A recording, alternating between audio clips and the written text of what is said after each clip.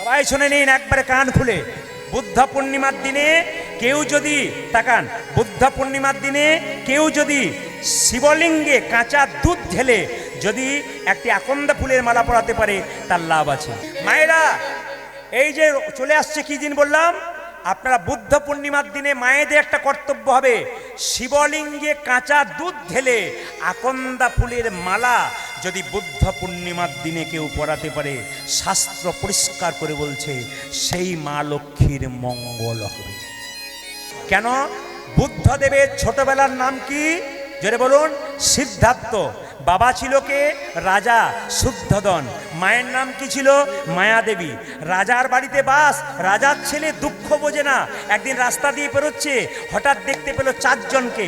একজন বয়স্ক লোক, চুলগুলো পেকে গেছে, রাস্তা দিয়ে যাচ্ছে। একজনকে দেখতে পেল, সে রাস্তায় ছটপট ছটপট করছে, একটা বুড়ো লোক। একজনকে দেখতে পেল, চারজন কাঁধে নিয়ে মরা নিয়ে যাচ্ছে। আর একজনকে দেখতে পেল, সন্ন্যাসী সেজে রাস্তা দিয়ে যাচ্ছে। জিজ্ঞেস করলো সিদ্ধার্থ একজন লোককে, আচ্ছা ওই লোকটা চুলগুলো পেকে গেল কেন? ও বুড়ো হয়ে গেল। বলছে আমি 4 কেজি আপেল খাই, 1 কেজি দুধ খাই, আমি বুড়ো হবো? বলে তুমি একদিন বুড়ো হবে। তাই নাকি? আচ্ছা ওই যে একটা লোক কাতরাচ্ছে, কষ্ট পাচ্ছে, ওর কি হয়েছে? মানুষ যত বয়স হবে আস্তে আস্তে শরীর খারাপ হবে। আমারও শরীর খারাপ হবে। হ্যাঁ, শরীর তো রোগের মন্দির, খারাপ হতে পারে। ও তাই নাকি? আচ্ছা আচ্ছা ওই লোকটাকে 4 জন কাঁধে করে নিয়ে যাচ্ছে, ওর কি হয়েছে? বলে ও মারা গেছে। লোক মারা যায়? বলে হ্যাঁ, তুমিও মারা যাবে, আমিও মারা যাবো। আচ্ছা আচ্ছা ওই লোকটা যে সাধু সেজে যাচ্ছে, ওই লাল কাপড় পরে, লাল জামা পরে, উনি কে? বলে উনি সন্ন্যাসী। উনি তখন বললেন না, আমি ওই 3টে দেখব না, আমি সন্ন্যাস গ্রহণ করব।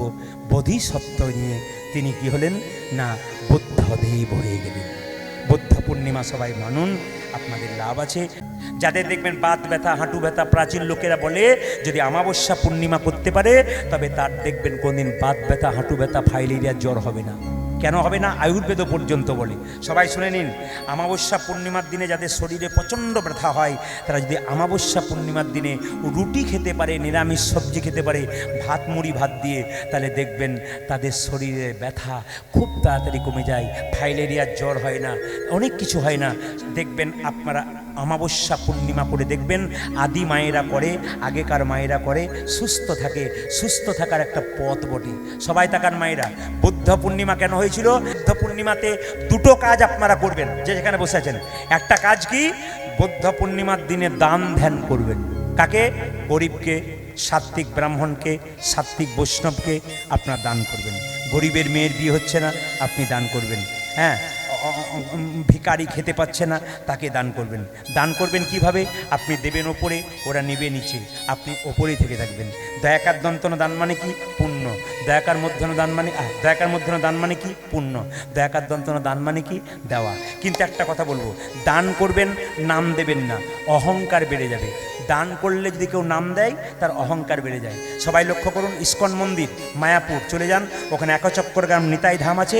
আপনারা যদি কেউ যান, আপনাদের বলে গেলাম, বিরাট বড় মন্দির তৈরি হয়ে গেল, 10 কিলোমিটার দূর থেকে মন্দির দেখা যায় ওখানে একচক্রগ্রামে। তো ওখানে আমি গান করতে গিয়ে বেড়াতে গেলাম একচক্রগ্রাম। ওখানে একজনকে জিজ্ঞেস করলাম কমিটির, দাদা এই যে এত বড় মন্দির হলো, টাকা কে দেয়? বলে যে দেয় সে তো নামই দেয় না। তা কীরকম সম্ভব? বলছে হ্যাঁ, ওই দেখুন 3 ট্রাক পাথর এলো, জিজ্ঞেস করুন তো কে দিয়েছে। ড্রাইভারকে ডেকে বললাম, ভাই 3 ট্রাক পাথর যে আনলে কে দিয়েছে? তখন ড্রাইভার নেমে বলছে, বাবু বলেছে নাম দিবি না, নাম দিলে অহংকার হবে, আর নাম দিবি না তাহলে প্রেম জন্মাবে। 3 ট্রাক পাথর দিচ্ছে, তবু নাম দিচ্ছে না। আর আমাদের এখানে যদি 500 টাকা দেয়, আমার নামটা আগে বলবি, কিংবা প্রসাদ দেবার সময় আমাকে আগে ঘরে দিয়ে আসবি, আমি 500 টাকা দিয়েছি, লোককে বলবি। আবার অনেকে দেখবেন আসলে এসে বলে, আমার নামটা বলে দিন, চারুবালা সরকার, আমি 500 টাকা দিলাম। ভগবানের কৃপায় তুমি জন্ম নিয়েছো, গোটা পৃথিবীর মালিক যে ভগবান, তার তুমি, তাকে আবার তুমি কি দিলে? তাকে দেবার ক্ষমতা আছে? জোরে বলুন হ্যাঁ না না। কৃপা করে আপনি দিয়েছেন মাত্র। সবাই তাকাবেন। আবার আমার পাশের বাড়িতে একটি ছেলের মা মরেছে, ও একটা দুর্গা মন্দিরে ফ্যান দিয়েছে, ওর মায়ের নাম কি? রাজুবালা সরকার। ফ্যানটা দিয়েছে, ফ্যান ঘুরছে, সঙ্গে সঙ্গে তার মা একদিন রাত্রিবেলা স্বপ্ন দিচ্ছে, খোকা তুই কেমন আছিস? বলে মা তুমি মরে যাবার পর আমি একবারে ভালো নাই। তখন বলছে মা তুমি কেমন আছো কে গিয়ে? বলছে আমি একবারে ভালো নাই, ভালো ছিলাম, এখন কয়েকদিন থেকে খালি ঘুর ঘুর ঘুর ঘুর করে ঘুরছি। বলে বুঝতে পারলাম না। ওই যে ফ্যানের নিচে চারু রাজুবালা সরকার লিখেছিস, যত ফ্যান ঘুরছে তত আমিও ঘুরছি। নাম দেবেন না, অহংকার জন্মাবে। নাম দেবেন না, প্রেম জন্মাবে। আর নাম দিলে অহংকার জন্মাবে। সন্ধ্যাবেলায় তিনটে কাজ করলে সংসারের অমঙ্গল হয়, শুনবেন আস্তে। সন্ধ্যাবেলায় খেতে নাই, সন্ধ্যাবেলায় ঘুমোতে নাই, সন্ধ্যাবেলায় স্বামী স্ত্রীর সঙ্গ বা মিলন করতে নাই। কোথা থেকে বলছি? যম সংহিতা। যারা শাস্ত্র পড়েন, তত্ত্ব কথা জানতে চান, তারা শুনে নিন। দেখুন, যদি সংসারটা আপনি তত্ত্বের উপরে, আধ্যাত্মিকতার উপরে চালাবেন, তাহলে ফুল গাছে ফুল ফুটলে যেমন গাছটা দেখতে সুন্দর লাগে, আপনার সংসারটা সেরকম ফুলে ফুলে পরিপূর্ণ হয়ে যাবে যদি চলতে পারেন। যে মেয়েরা দেখবেন আচার বিচার করে সংসারে চলে, ওদের সংসারের উন্নতি দেখবেন দিনের পর দিন চলে। আর যে মেয়েরা দেখবেন আচার মানে না, বিচার মানে না, যা খুশি তাই করছে, ওদের সংসার বিশৃঙ্খলায় ভর্তি, ওদের শান্তি নাই, খালি অশান্তিতে পরিপূর্ণ হয়ে আছে। তাই জীবনটা খুব ছোট, কিন্তু মায়েরা এটাকে সুন্দর করে তৈরি করতে হবে। কেন? যেন পরবর্তী প্রজন্ম ছেলে মেয়েরা আপনাদের কাছে কিছু শিখে যেতে পারে। একজন বাবা তার ছেলের জন্য কোটি টাকা রেখে গেল, এর কোনো দাম নেই। ও যদি মাতাল হয় তাহলে কোটি টাকা নষ্ট করে দেবে, কিন্তু যদি কৃষ্ণ ভক্ত তৈরি করতে পারেন তাহলে ও কোটি টাকা তো জমা রাখবে, বরং আপনার মৃত্যুর পর আপনার সাধ্য কাজ করে ভক্তগণকে সেবা দিয়ে জীবনটাকে এইদিকে বলেন, মন দিয়ে শুনুন, জোরে বল রাধা রানী কি। আচ্ছা, সন্ধ্যাবেলায় খেতে নেই কেন? আস্তে। সন্ধ্যাবেলায়, ঠিক সন্ধ্যাবেলায় মায়েরা যখন শঙ্খ বাজাচ্ছেন, প্রদীপ দিচ্ছেন, তখন যদি কোনো বাচ্চা আপনার এসে বলে, মা খেতে দাও, বাবা 5 মিনিট বসো, দিচ্ছি তোমাকে, সন্ধ্যাটা দিয়ে দিই। এটা শুধু আজকের নয়, আমরা যখন ছোট ছিলাম মা আমাদের এই কথাটা বলতো।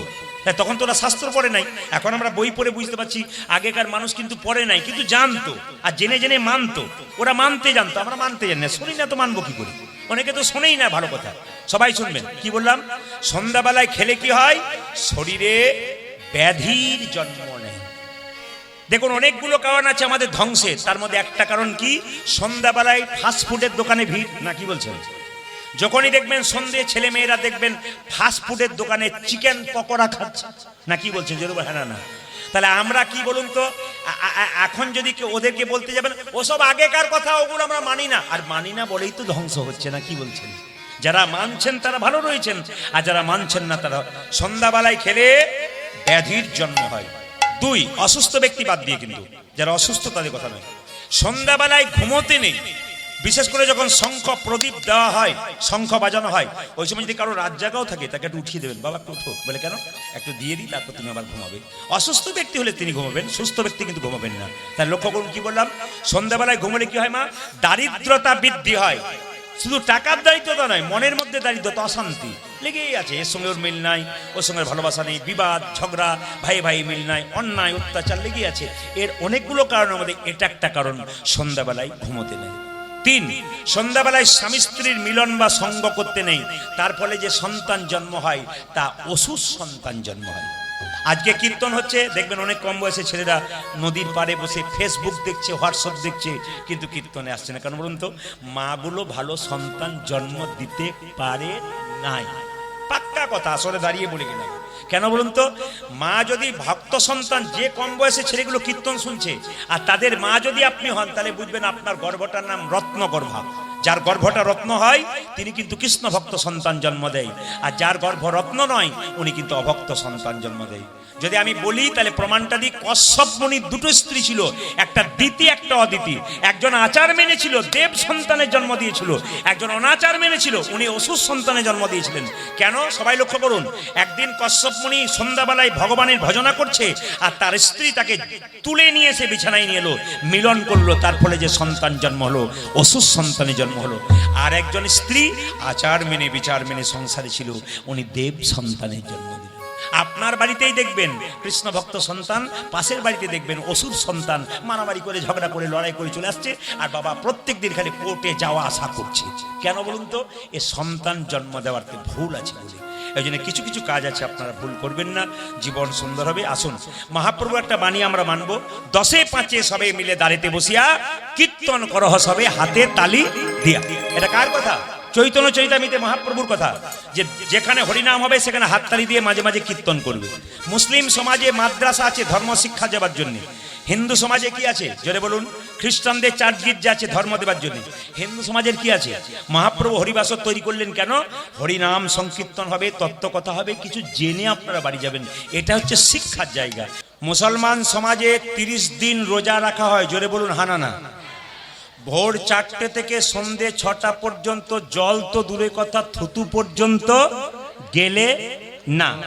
ওরা 30 দিনে 30টা রোজা করে, আর আমাদের বছরে এক কেটে কেটে কেটে কেটে 30টা উপবাস হয়। 12 মাসে কটা একাদশী হয় জোরে বলুন মা? 12 মাসে 2টো করে 24টা হয়। একটা রামনবমী, একটা জন্মাষ্টমী, একটা রাধা অষ্টমী, গুরু পূর্ণিমা, এরকম করে হিসাব করে দেখলে আমাদের 30টার চাইতেও বেশি হয়ে যাচ্ছে। কিন্তু একাদশীতে শুনে রাখুন, একাদশীতে পঞ্চশস্য খাওয়া বারণ। যারা করছেন না তাদেরকে বলে রাখি, নিবেদন রাখবো। যেমন দেখবেন সপ্তাহে কোম্পানিতে একদিন ছুটি থাকে, সপ্তাহে সরকার একদিন ছুটি দেয়, বিশ্রাম দেয়। 15 দিন পর পর আমাদের এই জায়গাটাকে একবার বিশ্রাম দেওয়া দরকার আছে। যিনি এই জায়গাটাকে বিশ্রাম দেবেন তিনি সুস্থ শরীরে বহুদিন বাঁচতে পারবেন। ডাক্তার বাবুরা পর্যন্ত বলছেন মাঝে মাঝে যদি শরীরে উপবাস দেওয়া যায় অনেক রোগের জীবাণু নষ্ট হয় এবং অনেক সুস্থ থাকা যায়। দ্বিতীয় কথা, আপনি নিজেকে হিন্দু বলে পরিচয় দেবেন কি করে যদি একাদশী না করেন? আপনি মা হয়ে যদি একাদশী না করেন, আপনার মেয়ে ভবিষ্যতে একাদশী করবে না। আপনার মেয়ে এমন পরিবারে পৌঁছাবে যে আপনি হয়তো কৃষ্ণ ভক্ত হতে পারেননি, আপনার মেয়ে কৃষ্ণ ভক্ত পরিবারে পৌঁছাবে। আপনি লোকের কাছে গর্ব করে বলবেন আমার মেয়ে না খুব ভক্ত পরিবারে গেছে, কিন্তু সেই ভক্ত পরিবারে যখন যাবে মেয়েকে বলবে না তোমার মা তোমাকে একাদশী করতে শেখায় নাই। একবার বলবে না, জোরে বলবেন হ্যাঁ না না। এই জন্য বারবার বলবো, শাস্ত্র বলছে 8 থেকে 80 বছর পর্যন্ত সবাই একাদশী করতে পারে। কত বললাম? 8 থেকে 80 বছর পর্যন্ত। যারা অসুস্থ আছেন ওষুধ খান, কিন্তু একাদশী করতে পারলে করতে পারেন, অসুস্থ খুব থাকলে একাদশী আপনার করার দরকার হবে না। একাদশীতে পঞ্চশস্য বারণ কি? চাল, গম, জব, সরিষা। হ্যাঁ, চাল, গম আর কি? জব, সরিষা আর কি আপনারা দেখবেন। আর একটা হচ্ছে যেটা চাল, গম, জব, সরিষা। আর একটা হচ্ছে তো আপনার ওই যেটা থেকে ইয়ে তৈরি হয়, কি বলে ওটাকে, আপনার হরলিক্স তৈরি হয়, ওটা কি বলে?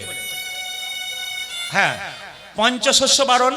এইবার সবাই লক্ষ্য করবেন যে যেখানে আছেন কি কি খাবেন আপনারা। আসতে কি কি খাবেন আপনারা? খাবেন এই দেখেন, একটা সবজি খেতে পারেন, কাঁচা কলা, কাঁচা পেঁপে, কাঁচা আলু এবং সন্দক লবণ দিয়ে তৈরি করে খেতে পারেন। মশলা দেবার দরকার নেই, যদি মশলা দেন জিরে টিরে দেন আপনি দিতে পারেন, কিন্তু যদি সেদ্ধ খান সবচাইতে ভালো হয়। কি তেল দিয়ে রান্না করবেন? সবচাইতে হচ্ছে সূর্যমুখী তেল দিয়ে যদি রান্না করতে পারেন আপনার সবচাইতে ভালো হয়। দুধ খেতে পারেন মায়েরা, দুধ খেতে পারেন আপনি, শরবত খেতে পারেন, জল।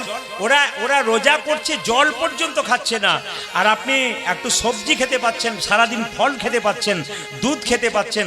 অনেকে দেখবেন সাবু খায়, কিন্তু সাবু যেহেতু এখন দেখবেন ময়দা দিয়ে তৈরি হয়, ওই যে সাবুটা না খাওয়াটাই ভালো।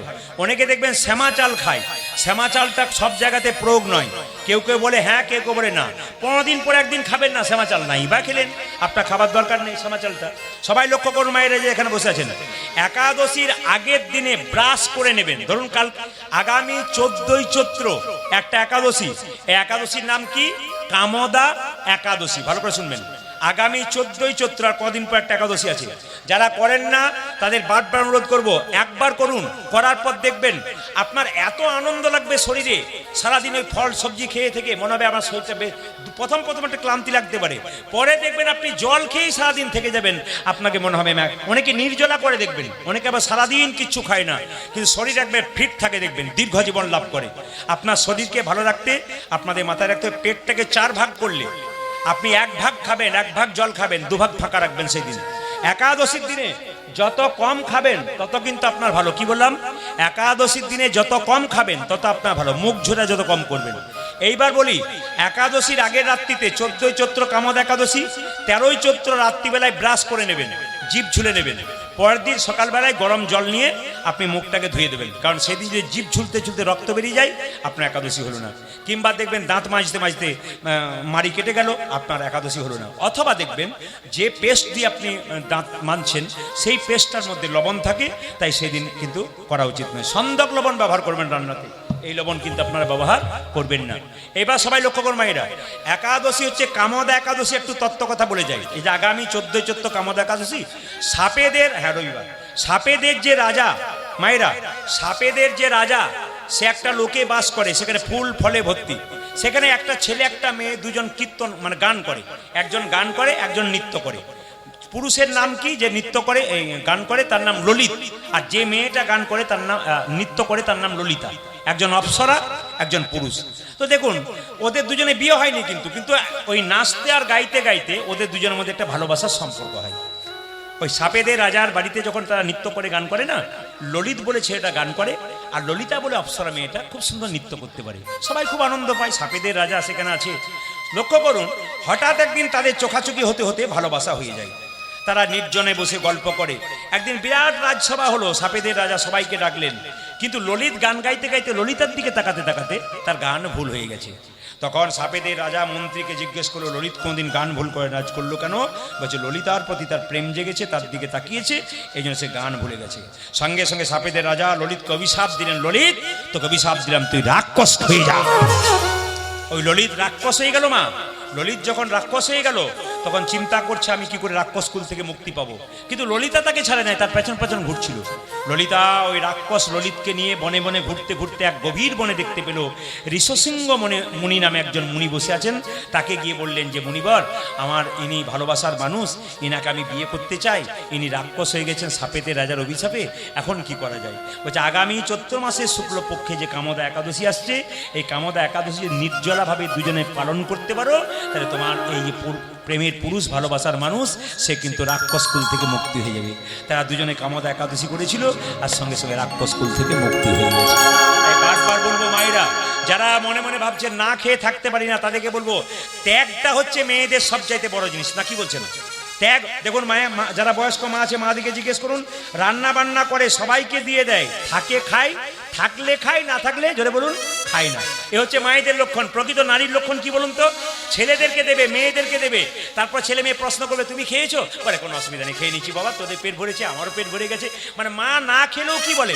মা না খেলেও বলে আমি খেয়েছি। তাহলে যে মা হবে, সে যদি সংসারে মঙ্গলে যে একটা একাদশী না করতে পারে, ওকে মা কি করে বলবেন? যারা মায়ের মাতৃকুলে জন্ম নিয়েছেন, একাদশী করতে পারছেন না, তাকে মা কি করে বলবেন? ওকে তো মা বলা যাবে না, ও তো নিজেকে একটা ত্যাগ স্বীকার করতে পারে না, ও ছেলেকে কি শিক্ষা দিয়ে যাবে? তাই বারবার যে মায়েরা করেন না, তাদের কাছে নিবেদন রাখলাম, আগামী চৈত্র মাসের এই 14 তারিখে যে কামদা একাদশী আপনারা শুরু করুন, প্রথম শুরু করুন, দেখবেন আপনাদের কত ভালো লাগবে। সবাই বলুন রাধে রাধে, রাধে রাধে। লক্ষ্মী পুজো করছেন, গোবিন্দের পুজো করছেন, যাই করছেন, যদি কপালে তিলক না নিয়ে পুজো করেন, তবে ব্রহ্ম বৈবর্ত পুরাণ বলছে গোটা পুজোটাই বেকার। তাহলে আপনারা মনে মনে ভাবছে এত বেকার করলেন, শাস্ত্র অনুযায়ী বেকারই হচ্ছে। কারণ ব্রহ্ম বৈবর্ত পুরাণ পরিষ্কার করে বলেছে, যদি কেউ পুজো করবার সময় তিলক না নেয়, যদি কেউ দান করবার সময় তিলক না নেয়, যদি কেউ যজ্ঞ করবার সময় তিলক না নেয়, তবে গোটাটাই তার বৃথা হয়ে যাচ্ছে। এই তিলকের কথা যখন বললাম, আপনার তিলক নিলে তো অসুবিধা আছে, কেন বলুন তো? অনেকে বলে দাদা তিলক নেবো, মাছ মাংস খেতে পাবো না। এই প্রশ্ন দেখবেন অনেকে, তিলক নেব, মাছ মাংস খাবো, পাপ হবে না? আচ্ছা বলুন তো, তিলক না নিয়ে যারা মাছ মাংস খায়, তাদের পাপ হয় না? সবই পাপ হয়। তিলকের কথা যখন বললাম, তখন বলে রাখি, এই যে তিলক দেখতে পাচ্ছেন আমার কপালে, আপনাদের কপালে অনেকের আছে। তিলক কোন আঙ্গুলে নিতে হয়? এইদিকে, এই একটা আঙ্গুল, এই একটা আঙ্গুল, এই একটা আঙ্গুল, এই একটা আঙ্গুল, এই একটা আঙ্গুল। মন দিয়ে শুনবেন যে যেখানে বসে আছেন। এই আঙ্গুলটার নাম কি? বৃদ্ধাঙ্গুষ্ঠী। এটার নাম কি? তর্জনী। এটার নাম কি? মধ্যমা। হ্যাঁ, এটার নাম কি? অনামিকা। এটার নাম কি? কনিষ্ঠা। শুনে নিন, যদি কোনো ব্রাহ্মণ মন্দিরে পুজো করছে, কিন্তু তিলক দেবার সময় যদি আপনাকে একটা সিঁদুরে ফোঁটা দেবে, যদি সিঁদুরে ফোঁটা দেবার সময় এই আঙ্গুলে দেয়, তাহলে বুঝবেন আপনাকে ঠিক দিচ্ছেন। আর তিলক দেবার সময় যদি অন্য আঙ্গুলে দেয়, তাহলে বুঝবেন উনি শাস্ত্র পড়েন নাই, পরিপূর্ণ ভুল দিচ্ছেন। তিলকের ফোঁটা কপালে দিতে গেলে যারা ফুল দিয়ে দিচ্ছে সেটা একটা ভালো, ফুল দিয়েও দেওয়া যায়, যে ফুল দিয়ে দিচ্ছে না একটা করে, ওটা দেওয়া যায়। কিন্তু ফুল ছাড়া যদি আঙ্গুলে দিতে হয় তাহলে বুঝবেন এই আঙুলটি ব্যবহার করতে হবে। যদি ফোঁটা দিতে হয় এই আঙুলটা, যদি এই আঙুল ব্যবহার না করছে সম্পূর্ণ ভুল করছেন। আপনার বাড়িতে কেউ মারা গেছে বা পাশের বাড়িতে কেউ মারা গেছে, তার কপালে যে একটা তিলক দেওয়া যায় তার বৈকুণ্ঠ প্রাপ্তির চান্স থাকে, এটা বলে শাস্ত্রে। তো আপনারা কপালে তিলক দেবেন কোন আঙুলে? মৃত ব্যক্তির এই আঙুলে। যারা মরে গেছে আপনাদের বাড়িতে মারা যায় তাদের কপালে তিলক করতে গেলে এই তর্জনীতে কিন্তু আপনাকে তিলক দিতে হবে। আপনি নিজে কোন আঙুলে তিলক নেবেন? আপনি নিজে তিলক নেবেন মধ্যমা, এই আঙুলে তিলক নেবেন। আপনি গোবিন্দকে কোন আঙুলে দেবেন? এই আঙুলে। আপনি গুরুদেবকে কোন আঙুলে দেবেন? এই আঙুলে। এটার নাম অনামিকা। যারা গুরুমন্ত্র জপ করেন তারা দেখবেন এই আঙুল থেকে মন্ত্র জপ হয়। জোরে বলুন হ্যাঁ না না। গুরুমন্ত্র জপ এই আঙুল থেকে হয়। গোবিন্দকে একটা তুলসী পাতা দেবেন, এই আঙুল টাচ থাকবে। গোবিন্দকে একটা বাতাসা দেবেন, এই আঙুল টাচ থাকবে। যদি না দেন অপরাধ হচ্ছে। এই আঙুলে কাকে দেবেন? ভাইয়ের কপালে দিলাম ফোঁটা, জমের দুয়ারে পড়ল ফোঁটা, যমুনা দেয় জমকে ফোঁটা, আমি দিই আমার ভাইকে ফোঁটা, জমের ফোঁটা পেয়ে যমুনার ফোঁটা পেয়ে জম হলো চিরজীবী, আমার ফোঁটা পেয়ে আমার ভাই হবে দীর্ঘজীবী। এটা প্রত্যেকটি ভাই বোনের মধ্যে একটা ভালোবাসার সম্পর্ক।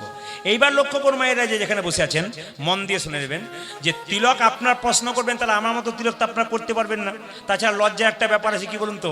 আমার পাশের বাড়িতে একটা মেয়ে তিলক করে, বাচ্চাটাকে নিরামিষ খায়, তো পাশের বাড়ির মেয়েগুলো বরাবরই করে, বাবারে হারাধনে বইয়ে কি ঢং দিদি, মালা করেছে, তিলক করেছে। এইটা বলবার জন্য হিন্দু ধর্মে কিছু লোক আছে, বদমাইশ লোক, এগুলো চেষ্টা করে। ওদের দিকে তাকাবেন না। কেন? হাতি চলে বাজার, কুত্তা ভুকে হাজার। হাতি রাস্তা দিয়ে যাবে, কুকুর ঘেউ ঘেউ করবে, হাতি কি তার দিকে তাকাবে নাকি? মা তার দিকে তাকাবে না। এই জন্য বারবার শুনবেন মন দিয়ে, তিলক যদি আপনি পুজো করবার আগে করেন, সহজ পথ সবাইকে বলে দিই, কাল থেকে করতে পারবেন, কেউ দেখতে পাবে না, কিন্তু তিলক আপনার হয়ে যাবে। কিরকম? পুজো করবার সময় স্নান করার পর হাতে একটু গঙ্গা জল নেবেন। আপনাদের গঙ্গার সামনে, অসুবিধা নেই। গঙ্গা জল না থাকলে সাধারণ জল নেবেন। জলটা হাতে নেবেন, এই আঙ্গুলে করে জল তিলক করে নেবেন। কোনো কিচ্ছু দিতে হবে না, খালি জল দিয়ে যেমন এরকম করেছি না, সেরকম আপনার একটা তিলক, জলের তিলক কেটে নিলেন। কেউ দেখতে পেল না, কিন্তু তিলক আপনার হয়ে গেল। শাস্ত্রের বিধান দিয়েছে, যদি এই তিলক কেউ না করতে পারে, যদি নিজেকে লজ্জা লাগে, তবে জলটাকে নিয়ে পুজো করবার সময় এরকম করে তিলকটা করে ফোঁটা নিয়ে আপনি পুজো করবেন। আপনার পরিপূর্ণ হয়ে গেল, ব্রহ্মবৈত পুরাণ যা বলেছে আপনার মিলে গেল। দুই, যদি মনে করেন একটা ফোঁটা দেবো, যেমন বাচ্চা ছেলেকে স্কুলে পাঠাচ্ছেন, বাচ্চা ছেলেকে পড়তে বসাচ্ছেন, মাথায় রাখতে হবে স্নান করার পর বাচ্চাকে যেমন সকালে বলেন পড়তে বস, মার খাবি, না পড়লে শাসন করেন, বাচ্চাকে স্নান করার পর একটা কথা বলবেন, বাবা তুলসী মন্দিরে একটু জল দাও, ওই তুলসী মন্দিরে যে মাটিতে আছে, গাছের নিচে মাটি, ওটা তুমি এই আঙ্গুলে করে একটা ফোঁটা নিয়ে নাও। এটা মায়ের দায়িত্ব। কেন? বাঘিনী তার বাচ্চাকে সাঁতার শেখায়, আগে বাঘিনী জলে নেমে যায়, তারপর বাচ্চাগুলো নামে। সেরকম মায়েরা ধর্মের পথে নামবেন, দেখবেন আপনার বাচ্চাও নামবে। এই জন্য মায়েদের দায়িত্ব অনেক আছে। আমি আপনাকে একটা কথা বলে যাব, বৃন্দাবনে প্রেমানন্দ মহারাজ 18 বছর ধরে কিডনিগুলো নাই, ডায়ালিসিস চলছে। তার কাছে দুজন স্বামী স্ত্রী বসে আছে, বিশ্ববিখ্যাত ক্রিকেটার, তার নাম বিরাট কোহলি আর তার স্ত্রী অনুষ্কা, যার নাকি দেশে দেশে বাড়ি আছে, টাকার কোনো হিসাব নাই। ওনারা প্রেমানন্দ মহারাজের কাছ থেকে তুলসীর মালা নিজের হাতে পড়লেন। যে ব্যক্তি হাততালি দিতে চায় না, হরিনাম করে না, ওকে বলে দিন, আপনি যদি বিরাট কোহলির চাইতে বড় লোক হন, তাহলে আপনাকে করার দরকার নেই। এটা বলে দেবেন একবার পরিষ্কার। আর দ্বিতীয় কথা বলে দিই, এইদিকে যিনি সুনিতা উইলিয়ামস চাঁদে গিয়েছিলেন, যারা এখানে কীর্তন শুনছেন নিজেকে জ্ঞানী বলে মনে করে হাততালি দেবেন না, তাদেরকে বলবো সুনিতা উইলিয়ামস যিনি চাঁদে গিয়েছিলেন, বিখ্যাত বিজ্ঞানী, তার ব্যাগের মধ্যে একটা গীতা পাওয়া গিয়েছিল, একটা গণেশের মূর্তি পাওয়া গিয়েছিল। ওকে দেখে শিখুন ওরা কি করলো আর আপনি কি করে বসলেন। আপনার এখনো বয়স হলো, আপনার ছেলেদেরকে কি শিখিয়ে গেলেন? আপনি বাবুর মতো দাঁড়ানো, হাততালি দেওয়ানো নয়। কি শেখাবেন সমাজকে? আপনি যাবার সময় কি শিখিয়ে গেলেন? এই জন্য শাস্ত্র বলছে, যদি কৃষ্ণ ভক্ত 10 বছর বাঁচে, ও 100টা কৃষ্ণ ভক্ত তৈরি করে তারপর মরবে। আর অভক্ত যদি 100 বছর বাঁচে, ও 1000টা অভক্ত তৈরি করে দিয়ে চলে যাবে। বাঁচার এতদিন দরকার নাই, এমন ভাবে বাঁচুন যেন কৃষ্ণ ভক্ত তৈরি করতে পারেন। এই জন্য বারবার বলবো, যে যেখানে বসে আছেন নিজেকে একটু প্রমাণ দিন যে আমি কোন জায়গায় ছিলাম আর আমি কোন জায়গায় হলাম। আপনার জীবনটা কি? আপনি যার জন্য এত করছেন, আপনাকে বলে দিলাম, যাকে আপনি খুব ভালোবাসছেন, যে আপনাকে দেখবে, শেষ জীবনে দেখবেন, ওই প্রথম আপনার জীবনে বেঈমানি করছে। দেখে নেবেন, আপনার চোখের সামনে আঙুল তুলে আপনাকে রাস্তাতে বিছানাতে পড়ে থাকবেন, কেউ দেখবে না। সেই দিন বুঝবেন হরি ছাড়া কোনো উপায় নেই। যাকে গোবিন্দকে ভালোবাসতে পারলে ভগবান বলেছেন যে যথামাং প্রপদ্যন্তে তাং ততৈব ভজাম্যহম মামা বত্মানুবর্তন্তে মনুষ্য পার্থ সর্বস্বা। তার মানে কি, ভগবান নিজের মুখে বললেন যে আমাকে যেমন ভাবে ভালোবাসে আমি তাকে তেমন ভাবে ভালোবাসি। আর যে ভালোবাসাটা গোবিন্দকে যেমন দেবেন আপনার ভালোবাসা কিন্তু সেরকমই হবে। শুধু তাই নয়, আমি চেন্নাই গিয়েছিলাম চিকিৎসার জন্য। আপনার শুনলে চমকে যাবেন, যদি এখানে কেউ চেন্নাই যান আমার কথাটা মিলিয়ে দেখবেন। এত বড় বড় ডাক্তার, লন্ডন আমেরিকা ফেরত ডাক্তার, যদি খ্রিস্টান হয় তাহলে তার টেবিলে দেখবেন যিশু খ্রিস্টের মূর্তি আছে, ফুল দেওয়া আছে চরণে। যদি বাঙালি হয়, যদি চেন্নাই গেছেন মিলিয়ে নেবেন আমার কথাটা, টেবিলটার উপরে দেখবেন ভগবান কৃষ্ণের মূর্তি আছে আর তাতে ফুলমালা দেওয়া আছে, একটু বাতাসা দেওয়া আছে ওই টেবিলটার উপরে। আমি জিজ্ঞেস করেছিলাম 10 বছর আগে চিকিৎসা করতে গিয়ে একজন বাঙালি ডাক্তারকে, আপনি কৃষ্ণ পুজো করেন? তো আপনি লন্ডন আমেরিকা ফেরত ডাক্তার, বলছে উনি ছাড়া তো কোনো উপায় নাই, আমি তো কর্ম করি নিমিত্ত মাত্র, উনি তো এত বড় ইংল্যান্ড আমেরিকা ফেরত ডাক্তার কৃষ্ণ পুজো করতে পারলো, আর তুমি কোন ছাড়ের ছাড় একটা চাকরি পেও? বাবা রে, ওকে জিজ্ঞেস করুন যে হাততালি দেয় না, ও বলে আমি খাটি আমি খাই, ভগবান তোমাকে দেয় না। এইটাই হচ্ছে সবচাইতে আশ্চর্যের ব্যাপার। হিন্দু সমাজের লজ্জা, এটা হিংসা। কেন বলুন তো? আমরা হরিনাম করতে পারি না, আপনি করবেন। আপনি যদি কাউকে করতে বলবেন কি বলবে বলুন তো? তুমি করো তুমি করো, আমাকে বলতে যেও না, ওটা আমার পার্সোনাল ব্যাপার। কিন্তু দেখুন এখন মুসলিমদের রমজান হলো, 1 মাস ধরে বাবা রোজা হলো, দেখে নেবেন তো কেউ বাদ দিয়েছে কিনা। ওনাকে বলবেন, যদি ওনার অফিসের কলিগ থাকে উনিকে জিজ্ঞেস করবেন তো উনি রোজা করেননি কিনা। উনি রোজা করেছেন, তুমি করনি। তুমি একদিন একাদশী করো না, একাদশী যদি কথা বলতে গেলে তুমি আবার বলো আমার মা কাকিমারা করে, ওগুলো কি আমরা করি নাকি? এটা দোষ আছে, মায়েদের দোষ আছে, ছেলেদের শেখাতে পারিনি আমরা, এটাই আমাদের দোষ। আসুন হাততালি দিয়ে হরি হরয়ে নম কৃষ্ণ যাদবায় নম, হরি হরয়ে নম কৃষ্ণ যাদবায় নম, হরি হরয়ে নম কৃষ্ণ যাদবায় নম, হরি হরয়ে নম কৃষ্ণ যাদবায় নম, ওই যাদবায় মাধবায় কেশবায় নম, যাদবায় মাধবায় কেশবায় নম, ওই যাদবায় মাধবায় কেশবায়, আজি যাদবায় মাধবায় কেশবায় নম, গোপাল গোবিন্দ রাম শ্রীমধুসূদন, আজি গোপাল গোবিন্দ রাম শ্রীমধুসূদন, গোপাল গোবিন্দ রাম শ্রীমধুসূদন, আজি গোপাল গোবিন্দ রাম শ্রীমধুসূদন, যে গিরিধারী গোপীনাথী মদন মোহ, আজি গিরিধারী গোপীনাথ মদন মোহ, যে গিরিধারী গোপীনাথী মদন মোহ। আজি গিরিধারী গোপীনাথ মদন আচ্ছা, মোহ। সাধু কাকে বলে কিছু মনে করবেন না। আপনাদের মনে এই ধারণা আছে যিনি গেরুয়া বস্ত্র পরে থাকে, যিনি সাদা বস্ত্র পরে থাকে, তিলক নিয়ে থাকে, গলায় মালা নিয়ে থাকে, এদেরকে সাধু বলে না। এদেরকে তো সাধু বলে, সাধু আপনারাও হতে পারেন। সাধু মানে এই নয় যে সেজে থাকবেন, ভেতরকে যিনি সাজাতে পেরেছেন তিনি সাধু হতে পেরেছেন। একজন টোটোওয়ালা যদি সৎ মানুষ হয় উনি সাধু, মাথায় রাখবেন। মনিটর একবারই চলে গেল, তোমার আইডিয়া হচ্ছে না, আবার গম গম করছে। সবাই লক্ষ্য করুন, একজন টোটোওয়ালা তার মধ্যে যদি প্রেম থাকে, কৃষ্ণ প্রেম থাকে, সে কিন্তু সাধু হতে পারে। আপনারা যারা কীর্তন শুনছেন যাদের মধ্যে কৃষ্ণ প্রেম আছে তারা কিন্তু সাধু হতে পারেন। শুনবেন মন দিয়ে, সাধু সঙ্গ করলে কি হয়? আপনি যদি সাধু সাইতে চান, নকল সাধু, 1000 টাকা নিয়ে যাবেন, একটা বস্ত্র কিনবেন, তিলক কিনবেন, মালা কিনবেন, ব্যাস সাধু হয়ে যাবে। ওটা বাইরে সাজা, ভেতরটাকে সাজাতে হবে। যার ভেতর ভালো জগতে তার সব কিছুতে জয় আছে, আর যার ভেতর ভালো নেই তার জগতে কোনো কিছু নেই। লোকের সঙ্গে কথা বলবেন হেসে হেসে বলবেন, ওতে পয়সা খরচ হয় না, মুখ ভারী করে বলবেন না। রামকৃষ্ণ দেব বলেছে তোমার বাড়ি যদি কেউ যায়, দুটো মিষ্টি জল দিতে পারো না পারো, দুটো মিষ্টি কথা অন্তত বলো। কেন বলুন তো? এ পৃথিবী থেকে যেদিন তুমি চলে যাবে সেদিন লোকে বলবে মেয়েটা খুব ভালো ছিল গো, খুব মুখে হাসি, কৃষ্ণ কথা বলতো। জানবেন আপনি যাবেন স্বর্গে। আর আপনার মৃত্যুর পর যদি বলে এই লোকটা খুব দুষ্ট ছিল, খুব বদমাইশ ছিল, গ্রামটা অশান্তি ছিল এর জন্য, জানবেন ইনি যাচ্ছেন নরকে। 10 চক্রে ভগবান, শাস্ত্র বলছে। এই জন্য জন্মের আগে জন্ম নিয়েছেন, জন্ম হোক যথাযথ কর্ম যেন ভালো হয়, আপনার যাবার রাস্তা যেন ভালো হয়। মায়েরা, কে কতদিন বাঁচতে এসছে? ওষুধের প্যাকেটের উপরে লেখা থাকে এক্সপায়ারি ডেট, কিন্তু মানুষের এক্সপায়ারি ডেট লেখা থাকে না। কখন চলে যায় কেউ জানে না, যাবার দিনটা কেউ জানে না, বিবাহের দিনটা কেউ জানে না, আর জন্মের দিনটা কেউ জানে না। জন্ম মৃত্যু বিয়ে 3 বিধাতা নিয়ে, কার কখন হবে কেউ কিন্তু বলতে পারবে না। সুতরাং বলার কর্তব্য আপনাদের যে আপনারা কীর্তন শুনবেন, ভক্তি ভরে শুনবেন, কীর্তন যখন শুনবেন তখন ভক্তের পাশে বসে কীর্তন শুনবেন। যারা ভক্ত মানুষ তাদের পাশে কীর্তন শুনুন। কেন বলুন তো?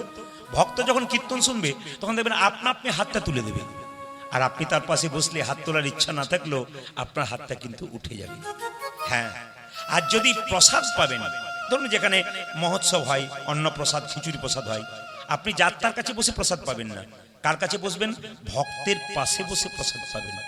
উনি যখন প্রসাদ পাবেন না, প্রসাদটা নেবার আগে জনার্দন জনার্দন বলে 3 বার কপালে ঠেকিয়ে নেবে। আর অভক্তের পাশে বসলে ও ঘরে যেমন খায় ওইখানেও তেমন খাবে, ওর কোনো পরিবর্তন নেই। এই জন্য ভক্তের পাশে প্রসাদ পাওয়া আর ভক্তের পাশে কীর্তন শোনা, এতে কিন্তু লাভ আছে। হ্যাঁ, সাধু সঙ্গ করলে কি একটা প্রমাণ দিয়ে দিই। একদিন নারদ মুনি ভগবানকে জিজ্ঞেস করছে, প্রভু সাধু সঙ্গ করলে কি হয়? ভগবান বলছে, সাধু সঙ্গ সর্বশাস্ত্রে কয়, লবমাত্র সাধু সঙ্গ সর্বসিদ্ধি হয়। ভগবান বলছে, নারদ এখান থেকে 2 কিলোমিটার দূরে যাও, যাকে প্রথম দেখবে তাকে জিজ্ঞেস করবে সাধু সঙ্গ করলে কি হয়। মায়েরা 2 কিলোমিটার দূরে গেছে, কাউকে দেখতে পায় নাই, একটা গোবরে পোকা, চেনেন তো গোবরে পোকা? এইরকম বড় বড় হয় নাকি? তাহলে ওইটুকুটুকু হয়, তাহলে চেনেন। আমি এরকম বড় বড় হলে যদি হ্যাঁ বলে তাহলে বুঝবেন ও ভালো চেনে আর কি। তাহলে গোবরে পোকা মায়েরা চেনেন তো? তো গোবরে পোকাকে দেখতে পেয়েছে, নারদ জিজ্ঞেস করে, এ গোবরে পোকা, সাধু সঙ্গ করলে কি হয়? গোবরে পোকা মরে গেল। নারদ এসে বলছে, প্রভু তুমি যে বললে সাধু সঙ্গ করলে কি হয়, একবার যাও, 2 কিলোমিটার দূরে আমি গেলাম, যাকে জিজ্ঞেস করলাম সেবার তো মরে গেল। ভগবান বলছে, নারদ আর একবার যাও। বলে কোথায়? এখান থেকে 5 কিলোমিটার দূরে, যাকে প্রথম দেখবে তাকে জিজ্ঞেস করবে সাধু সঙ্গ করলে কি হয়। 5 কিলোমিটার দূরে গেছে, কাউকে দেখতে পায় নাই, একটা গাছের মধ্যে পাখি দেখতে পেয়েছে, বাচ্চা পাখি, ওকে জিজ্ঞেস করছে, এ পাখি, এ সাধু সঙ্গ করলে কি হয়? পাখি মরে গেল। নারদ এসে বলছে, প্রভু এই তোমার সাধু সঙ্গ, এই যে বেটাকে জিজ্ঞেস করলাম সে বেটা তো মরে গেল। ভগবান বলছে, নারদ আরো 7 কিলোমিটার দূরে যাও, যাকে প্রথম দেখবে তাকে জিজ্ঞেস করলে সাধু সঙ্গ করলে কি হয়। 7 কিলোমিটার দূরে গেল, মা কাউকে দেখতে পেল না, একটা গাভীর বাছুর ঘাস খাচ্ছিল, ওকে জিজ্ঞেস করলো, এই বাছুর সাধু সঙ্গ করলে কি হয়? বাছুরটাও নিতাই হরি বল হয়ে গেল, মরে গেল। নারদ এসে ভগবানকে বলছে, প্রভু তোমার এই সাধু সঙ্গ, এই বেটা যাকে জিজ্ঞেস করছি সে বেটা মরে যাচ্ছে, আমি কান মুনলাম, নাক মুনলাম, আমি আর যাব না। ভগবান বলছে, নারদ এই শেষবারের মতো একবার যাও। বলে কোথায়? এইখান থেকে 10 কিলোমিটার দূরে একটা জঙ্গলে এক রাজার বাড়ি আছে, সেই রাজার 15 বছর পর একটা ছেলে হয়েছে, তাকে জিজ্ঞেস করো সাধু সঙ্গ করলে কি হয়। নারদ বলছে, তুমি আমাকে বোকা পেয়ে গেছো। বলে কেন? আরে বাবা, পাখিটার মা ছিল না, নইলে তো আমাকে ঠুকরে দিত মাথায়, বাচ্চা মরে গেলে মা ছেড়ে দেবে? গাভীর বাচ্চাটার মা ছিল না, তাই আমার সিংটা পেটে ভরে দিত। এখন রাজার 15 বছর পরে ছেলে হয়েছে, সে যদি মরে যায় তাহলে রাজা আমাকে ছেড়ে দেবে? আমি যাব না। ভগবান বলছে, রাখে হরিত, জোরে বলুন, একটু জোরে বলুন, আর মারে হরিত, আমার তো না এলেই ভালো হতো, আপনারা সব জানেন তো। রাখে হরিত, জোরে বলুন। এটা আমি বলি না, আপনাদের কথাটা ভগবান বলছেন। রাখে হরিত মারে কে, আর মারে হরিত রাখে কে। এখন ভগবানকে নারদ বলছে, তোমাকে খুব একটা বিশ্বাস লাগছে না, তবে তুমি যখন বলছো তখন একবার ঘুরে আসি, রাজবাড়িতে রাজার নাকি 15 বছর পরে ছেলে হয়েছে, ওকেই জিজ্ঞেস করি সাধু সঙ্গ করলে। কিন্তু নারদের পাটা কিন্তু কাঁপতে কাঁপতে যাচ্ছে, কেন বলুন তো? ভয়ে ফিরে আসবে তো। আচ্ছা মায়েরা, নারদকে চেনেন তো? নারদের কথা জানেন তো? জোরে বলুন। এমন ভাবে বলছেন আপনাদের পাড়ার লোক বোধ হয়। না না, আমি ওই নারদের কথা বলি নাই যে আপনার সঙ্গে আমার ঝগড়া লাগিয়ে দেয়। আমি কোন নারদের কথা বলছি? যিনি ভক্ত ভগবানের মধ্যে মিলন ঘটিয়ে দেয়। নারদ চলল বিনা বাড়িতে বাড়িতে সেই রাজার বাড়ি, যার বাড়িতে একটা ছেলে হয়েছে 15 বছর পরে। তিমি রবিদারি বেদারি অলোক বিহারী বিহারী নামের বর্ণে বর্ণে শোধা ঝরে। তিমির বেদারি অলোক বিহারী নামে বরণে বরণে শোধ ঝরে। তিমি রবিদারি অলোক বিহারী নামের বর্ণে বর্ণে শোধা ঝরে। তিনি রবীন্দ্রনাথী অলোক বিহারী নামেরই বর্ণে বর্ণে শোধা ঝরে। দয়াল শিরোমণি করুণার খনি তুমি, তুমি দয়াল শিরোমণি করুণার খনি।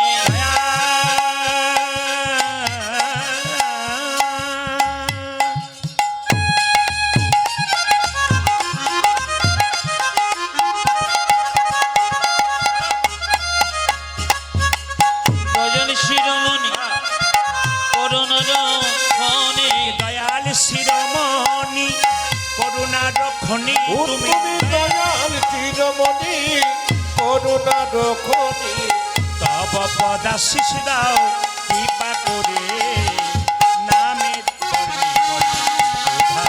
উলুধ্বনি তুমি রূপী ধরি অলকলে ভারি নামে বরে রে সোনা ধরে রে তুমি রবিদারি অনপদে বারি নামে জীবনী জীবনী সুদা জনি নারায়ণ নারায়ণ নারায়ণ নারায়ণ নারায়ণ নারায়ণ আচ্ছা মায়েরা বলুন তো নারদমুনি কার বাড়ি এলো?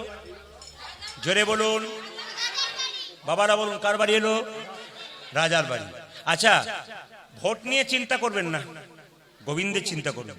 কি বললাম, কার বাড়ি এলো? জোরে বলুন, রাজার বাড়ি। আচ্ছা বেশ বেশ বেশ।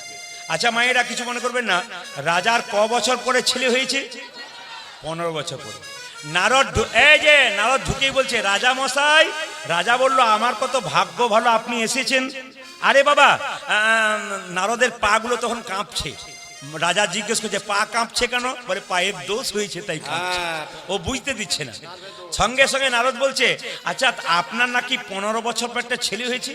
বলে হ্যাঁ হ্যাঁ 15 বছর পর একটা ছেলে হয়েছে। তা বলছে না, আপনার ছেলেকে একটি প্রশ্ন করব। রাজা বলছে, একটা মানে কি তুমি 10টা করতে পারো? তখন নারদ বলছে, যে বাড়িতে প্রশ্ন করব তার পেছন দিকে দরজা আছে তো? কিছু বুঝলেন? কিছু বুঝলেন আপনারা? বলছে যে বাড়িতে প্রশ্ন করবো তার পেছন দিকে দরজা আছে। রাজা বলছে একটা নয় 3টি আছে। নারদ মনে মনে ভাবছে তাহলে বাঁচার উপায়টাও আছে। এখন যেই না মায়েরা নারদ বাড়িতে ঢুকেছে, এক পা ভেতরে এক পা বাইরে, ছেলেটিকে বলছে, এ খোকা সাধু সঙ্গ করলে দাঁড়া সঙ্গে সঙ্গে ছেলেটি বলছে দাঁড়াও। নারদ ভাবছে তাহলে বেটা কি ভূত হয়ে গেছে নাকি রে বাবা? হ্যাঁ, এই যে সাধু সঙ্গ করলে কি হয়? ছেলে বলল, শোনো নারদমুনি, সাধু সঙ্গ করলে কি হয়? প্রথমে ছিলাম আমি গোবরে পোকা, তোমার মতো সাধু সঙ্গ করি আমি হলাম পাখির বাচ্চা। পক্ষীর বাচ্চা। উন্নতি হলো না অবনতি হলো? জোরে বলুন, জোরে বলুন। উন্নতি হচ্ছে তো? তাহলে আপনার সাধু সঙ্গ করবেন, উন্নতি হবে না অবনতি হবে? উন্নতি হবে। এই দেখুন, সাধু সঙ্গ করে হলাম পাখির বাচ্চা, তারপর তোমার মতো সাধু সঙ্গ করে হলাম আমি গাভীর বাচ্চা, গাভীর তারপর বাচ্চা। তোমার মতো সাধু সঙ্গ করে আমি হলাম রাজার ঘরের রাজার বাচ্চা। ঘরে বাচ্চা।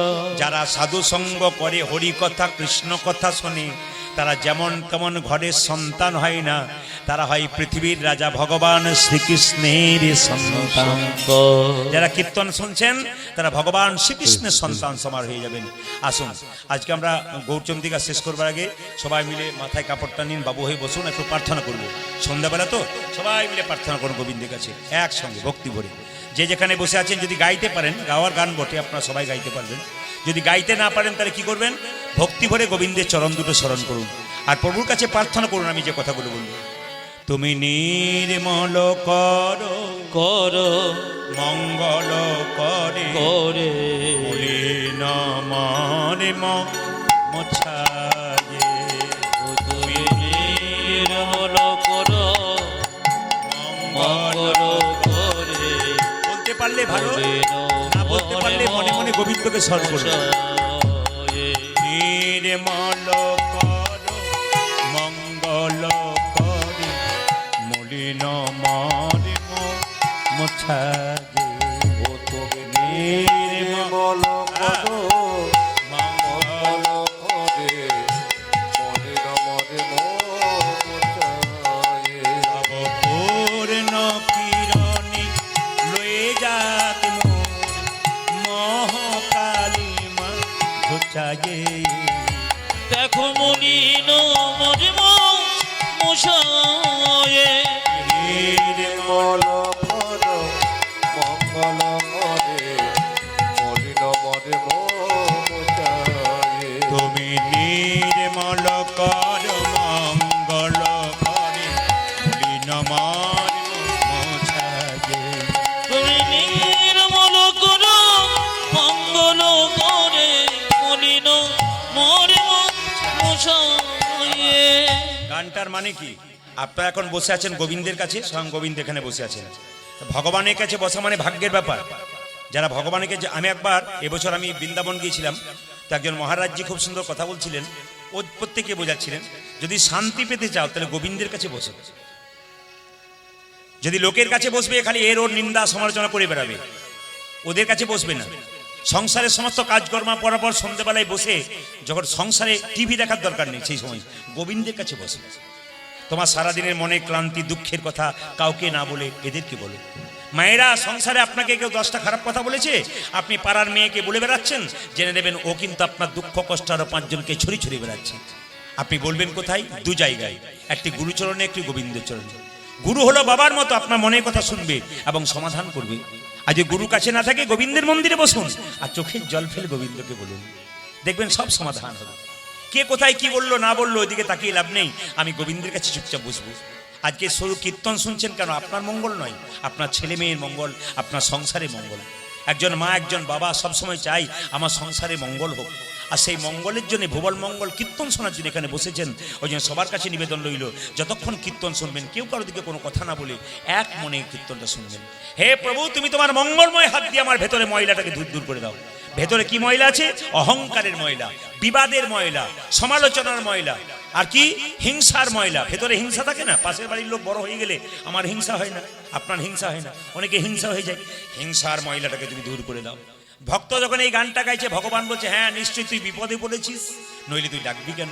ভগবান বলছে হ্যাঁ প্রভু, সত্যি বিপদে পড়েছি। কি বিপদ? লক্ষ শূন্য লক্ষ বাসনা ছুটিছে গভীর আঁধারে, জানি না কখন ডুবে যাবে কোন অকুল বড়ল পাহাড়ে। তুমি লক্ষ শূন্য লক্ষ বসন ছুটিছি গভীর অন্ধরে, জানি না কখন ডুবে যাবে কোন অকুল গরল পাথা। শুধু কীর্তন শুনলে হবে না, কথাগুলো শুনতে হবে। লক্ষ শূন্য লক্ষ বাসনা, তার মানে কি মা? গোবিন্দের প্রতি লক্ষ্য নয়, কিন্তু গোবিন্দের কাছে লক্ষ লক্ষ বাসনা। আপনাদের এই গ্রাম থেকে আপনি 5 কিলোমিটার যাচ্ছেন, মাঝ রাস্তায় একটা মন্দির দেখতে পেলেন ভগবানের। আর মন্দির দেখতে পেলে কি বললেন? আমার মেয়ের বিয়ে দাও, ছেলের চাকরি দাও, আমার গাড়ি দাও, বাড়ি দাও, টাকা দাও, লক্ষ লক্ষ বাসনা দাও দাও দাও। কিন্তু মন্দির ফেটে যে ভগবানের মাথায় জল পড়ছে, এই দিকে লক্ষ্য নাই। যে মালিকের কাছে আপনি থাকবেন, সেই মালিকের কথা আপনি, মালিক শুধু আপনার কথা ভাববে তা নয়, আপনাকেও মালিকের কথা ভাবতে হবে, তবেই তো ভাবাভাবিটা ঠিক হবে। আপনি ভাবেন ভগবান আমার কথা ভেবে বসে আছে, আমি চুপচাপ থাকবো, তা বললে হবে? এ সমাজে কিছু মানুষ আছে, যখন দেখবেন দান করে তখন ভাবে ভগবান দেখতে পাচ্ছে, আর যখন লোকের টাকা চুরি করে গোপনে তখন বোঝে না যে ওটাও ভগবান দেখতে পাচ্ছে। এইটাই আমাদের দোষ। কিছু ভালো কাজ করলে ভাবি যে ওটা ভগবান দেখতে পাচ্ছে, আর খারাপ কাজ করলে একবারও ভাবি না যে ওটাও ভগবান দেখছে। জেনে নেবেন সবকিছু কিন্তু ভগবান দেখছে। তাই সবাই লক্ষ্য করুন, লক্ষ শূন্য লক্ষ বাসনা ছুটিছে গভীর আঁধারে, জানি না কখন ডুবে যাবে কোন অকুল গরল পাথারে। আজ লক্ষ শূন্য লক্ষ বাসনা ছুটিছে গভীর আঁধারে, বাবা জানি না কখন ডুবে যাবে কোন অকুল গরল পাথারে। বিশ্ব বিপদ হন্তা প্রভু দাঁড়াও রুধিয়া পন্থা। তুমি বিশ্ব বিপদ হন্ত প্রভু দাঁড়াও রুধিব পন্থ। সবচাইতে ভালো লাগছে নিজেকে রাখতে হয়। যেমন এই যে হরিনাম হচ্ছে, এখানে এসে কেউ যদি চঞ্চলতা করেন, কাউকে ইশারা করে বারবার ডাকেন, মনটা ওর দিকেই থাকবে। আর যিনি বারবার ইশারা করে কাউকে ডাকবেন, ওকে একবার বলে রাখবেন যে আমি যখন মরবো তখন তুইও আমার সঙ্গে যাস। ও দেখবেন কেমন যায় আর কি। হরে কৃষ্ণ। সেই জন্য বারবার বলবো, জায়গা পেয়েছেন জায়গা দখল করুন, কীর্তন শ্রবণ করুন। মহাপ্রভুর কৃপা ছাড়া কীর্তন শোনা সম্ভব নয়। যারা মহাপ্রভুর আশীর্বাদ পেয়েছেন, মহাপ্রভুর কৃপা পেয়েছেন, একমাত্র তারাই কীর্তন শুনবেন, আর যাদের মহাপ্রভুর আশীর্বাদ নাই, কৃপা নাই, তাদের কীর্তন শোনা বেকার হয়ে যায়। যারা দূরে দূরে দাঁড়িয়ে আছেন তাদেরকে বলবো, চেষ্টা করবেন, কমিটি এত সুন্দর জায়গা দিয়েছে, জায়গাটার অপব্যবহার না করে বসবার চেষ্টা করুন। হিন্দু সমাজের সবচাইতে লজ্জার ব্যাপার ওইটাই, যেখানে ধর্মীয় অনুষ্ঠান হবে সেখানে অনেকেই দেখবেন বসতে চায় না। এত সুন্দর জায়গা দেয় কিন্তু বসবে না কেন বলুন তো? বিশিষ্ট ভদ্রলোকের মতো দাঁড়িয়ে থাকবেন, তবু কীর্তন বসে আস্বাদন করতে হয়, একথা মাথায় রাখতে হবে। আপনি বাবা হয়ে যদি দাঁড়িয়ে দাঁড়িয়ে কীর্তন শোনেন, আপনার ছেলে কিন্তু আপনাকে লক্ষ্য করছে, যেখানে পবিত্র হরিনাম হয় বাবা সেখানে বসে না, দাঁড়িয়ে থাকে। আপনাকে শেষে সেই খেসারত একদিন দিতে হবে। আপনি দেখবেন আপনার ছেলেও কিন্তু ভালো জায়গায় বসছে না, কারণ আপনি বসতে শেখেন নাই। আপনাদের বলি নাই যারা বসেন নাই, অন্য জায়গার জন্য বললাম। ছেলে একদিন প্রশ্ন করবে, তুমি তো ভালো জায়গায় বসো না, আবার আমাকে তুমি কি শিক্ষা দিচ্ছ? ওই যে নিজের আখের, নিজের ভবিষ্যতের কথা ভেবে আপনার যেটা ভালো বুঝবেন সেটা করবেন। গৌরাঙ্গা মহাপ্রভু এসেছিলেন 1407 শতাব্দে ফাল্গুন মাসের 23শে ফাল্গুন, দোল পূর্ণিমার দিন। মায়েরা, মহাপ্রভুর জন্ম কবে হয়েছিল? দোল পূর্ণিমার দিন 23শে ফাল্গুন হয়েছিল মহাপ্রভুর জন্ম। যেদিন আপনারা আবির খেলেন, রং খেলেন, সেই রং খেলার দিনে মহাপ্রভু এসেছেন। অথচ আমাদের সবচাইতে লজ্জার ব্যাপার, আপনাদের দক্ষিণ চব্বিশ পরগনা শুধু নয়, প্রায় জায়গাতে দোলের সময় আমাদের গান থাকে। কিছু কিছু ব্যক্তি আছেন সেই দিনই মাছ মাংসের দোকানে ভিড় বেশি করে। আবার জিজ্ঞেস করা হয়, দাদা আজকে মাছ মাংসে কেন? আজ যে রং খেলা, ও বেটা জানতেই পারলো না যে আজকে কলিযুগের ভগবানের জন্ম হলো। এই সবচাইতে দুঃখের ব্যাপার, কবে কি ঘটনা ঘটলো আমাদের হিন্দু সমাজে প্রায় মানুষ জানে না। এইটাই আমাদের দুঃখ, আর এই জন্য ধর্ম বুঝতে পারেন না। অন্যান্য সম্প্রদায়ের মানুষ ধর্ম করছে, দেখুন গা কেমন করছে, এক হয়ে ধর্ম করছে, এক জায়গায় একভাবে। আর আমাদের যে যেমন পারছে সে সেরকম ভাবে ধর্ম করছে। মহাপ্রভু জন্ম নিলেন, মায়েরা মোবাইল বন্ধ করে দেবেন, একবারে মোবাইল সামনে কেউ ছবি তুলবেন না, বন্ধ করুন। কীর্তন শোনা আপনার হবে না, তাহলে মোবাইল দেখাই হবে। কি বললাম? বাচ্চা মায়ের পেটে কতদিন থাকে জোরে বলুন? 12 মাস নাকি? ও আমি এখনই 12 মাস বলাতে 2-4 জন বলো হ্যাঁ 12 মাস। 12 মাস, আচ্ছা ক মাস থাকে? 10 মাস 10 দিন। এখন আর থাকার দরকার হয়, তার আগেই তো ডাক্তারবাবু তুলে নেয়, এখন দরকার হয় না। কিন্তু মহাপ্রভু মায়ের পেটে কতদিন ছিল শুনলে চমকে যাবেন। 13 মাস। তখন তার সিজারের ব্যবস্থা ছিল না। 13 মাস ধরে বাচ্চাটাকে পেটে রাখার পর যখন জন্ম নিল, আশ্চর্যের ব্যাপার, বাচ্চাটা হাত পা নাড়াচাড়া করে না, কান্নাকাটি করে না।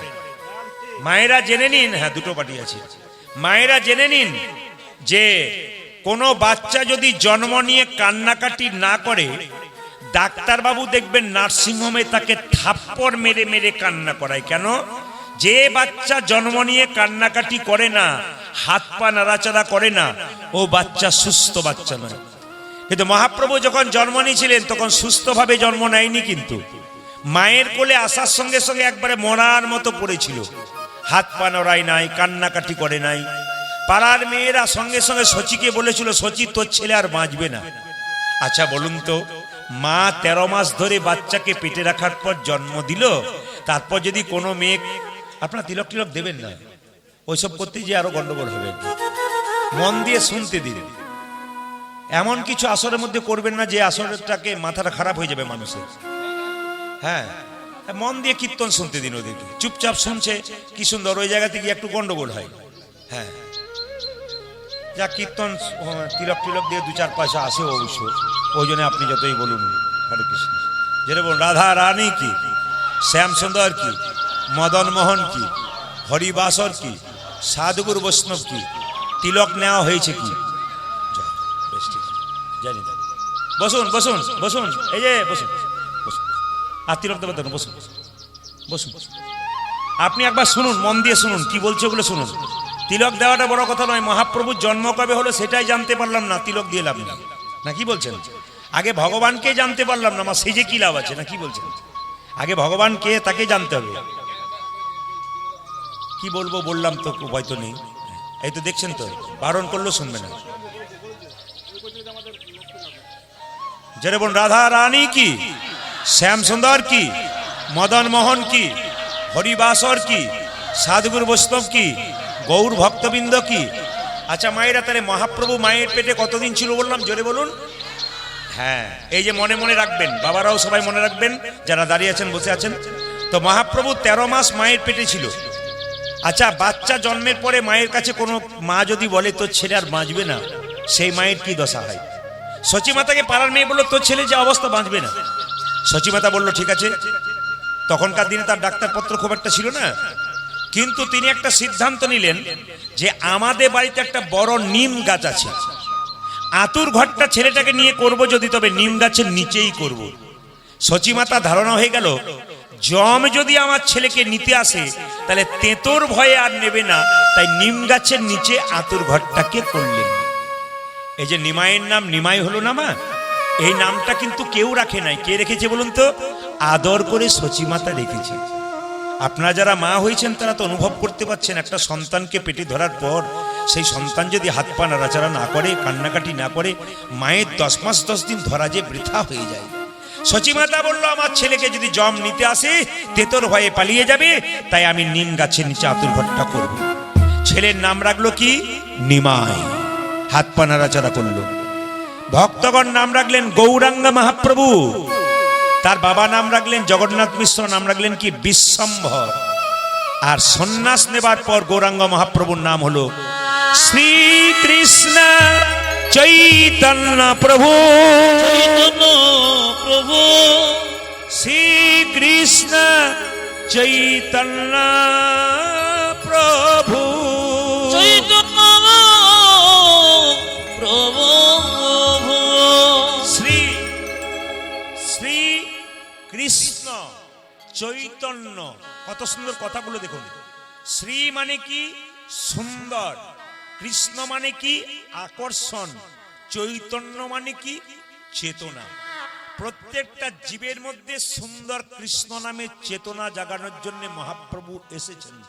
এখন আপনারা যারা খুব ভক্তি ভরে কীর্তন শুনছেন, সে দাঁড়িয়ে বলুন আর বসে বলুন, যাদের ভেতরে কৃষ্ণ নামে চৈতন্য জেগেছে তারা মহাপ্রভুর আশীর্বাদ পেয়েছেন। আর যাদের এখনো জাগলো না, এখনো তাদের মহাপ্রভুর আশীর্বাদ পেল না। মালদা জেলাতে গেলে দেখতে পাবেন প্রচুর আম গাছ আছে। তো সব আম তো আর গোবিন্দ সেবায় লাগে না, নাকি বাবা?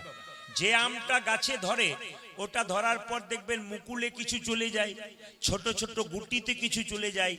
আবার দেখবেন মায়েরা যদি বড় আম হয় পাখিতে খেয়ে নেয়, বাচ্চা ছেলেরা ঢিল মেরে খেয়ে নেয়। কিন্তু কিছু আম দেখবেন একবারে গাছের মধ্যেই পেকে থাকে, ওইগুলোই কিন্তু গোবিন্দ সেবায় লাগে। আপনারা যারা এখানে এসেছেন সব তো পাকা আম, যারা গোবিন্দ সেবায় লাগবার জন্য। যারা আসতে পারলো না, মালদা জেলাতে যে আমগুলো কাঁচা থেকে যায় ওগুলোকে গ্যাস দিয়ে পাকানো হয়, পরে গোবিন্দ সেবায় লাগানো হয়।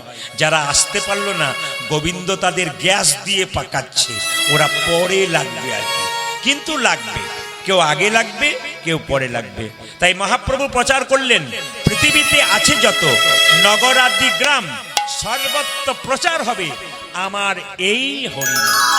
আপনারা হয়তো জানেন না, আমি পশ্চিম বাংলার প্রত্যেকটি জেলায় জেলায় যাই, আমি রাজ্যে রাজ্যে যাই, দেশের বাইরে যাব, সব জায়গায় দেখতে পাচ্ছি আপনাদের মতো অনুরাগী ভক্ত ভক্তি ভরে কীর্তন শুনছে। মহাপ্রভুর দেওয়া ওই মন্ত্র এমন ভাবে আপ্লুত করেছে ভক্তদেরকে যে ভক্তগণ পাগল হয়ে কীর্তন শুনছেন। এই কয়েকদিন আগে আমি গেছিলাম বিশাখাপত্তনম, মালকানগিরি, রামচন্দ্রের দণ্ডকারণ্য। চিন্তা করতে পারবেন না, 200 তাল গাছ ওপরে পাহাড়, সেই পাহাড় ওপরে মন্দির, সেখানে গ্রাম রয়েছে, গ্রামের কোনো নাম নেই। 1 নম্বর 2 নম্বর 3 নম্বর করে গ্রামগুলোর নাম। কাতারে কাতারে ভক্ত একটা করে আসন এনেছে, একটা করে বোতলে জল এনেছে, আর চুপচাপ বসে বসে মাথা নিচু করে গান শুনছে। প্রিন্ট অফ সাইলেন্ট, কোনো কথা নেই কারো। 20,000 মানুষ একসঙ্গে কীর্তন শুনছে, কারোর সঙ্গে কোনো কথা নেই, চুপচাপ শুনছে। হরিনাম শুনতে শুনতে হঠাৎ করে একজন হাত তুললে সবাই যেন প্রেম সে হাত তুলছে। আপনারা সবাই মিলে হাত তুলুন। নিতাই গৌর হরি হরি। শ্রী গৌরাঙ্গ প্রেমের ঠাকুর, প্রেম বিলাতে এলো নদী যায়। শ্রী গৌরাঙ্গ প্রেমের ঠাকুর, প্রেমে বিলাতে এলে নদী গৌরাঙ্গ প্রেমের ঠাকুর প্রেম বিলাতে এলো নদিয়ায়। শ্রী গৌরাঙ্গ প্রেমের ঠাকুর প্রেম বিলাতে এলো নদিয়া।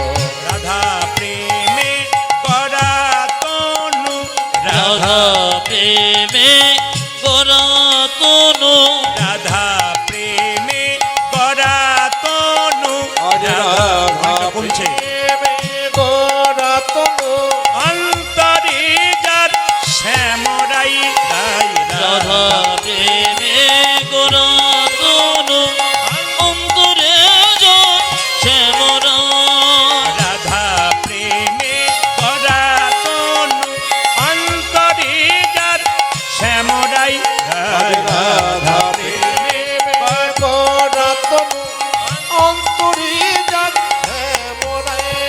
শ্রী গৌরাঙ্গ প্রেমের ঠাকুর প্রেমে বিলাতে এলো নদিয়ায়। আজ সে গৌরাঙ্গ প্রেমের রাগ প্রেম বিলাতে এলো নদিয়া।